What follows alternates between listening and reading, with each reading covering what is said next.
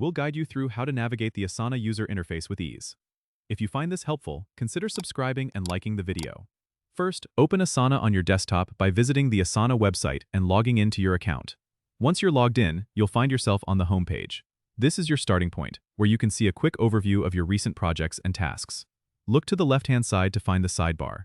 This is where you can access various sections like My Tasks, Inbox, and Projects. Clicking on My Tasks will show you all the tasks assigned to you, sorted by due date, so you can plan your day efficiently.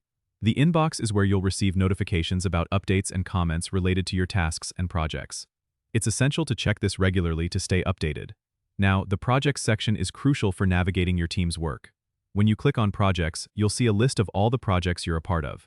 Select a project to view its details. Here, you can switch between different views like List, Board, Calendar, or Timeline to visualize tasks in a way that suits you best. Each task within a project has details like assignees, due dates, and comments, which you can access by clicking on the task. Don't forget to use the search bar at the top to quickly find tasks or projects by name or keyword. Finally, make use of the Quick Add button, represented by a plus icon, to swiftly add new tasks, projects, or messages.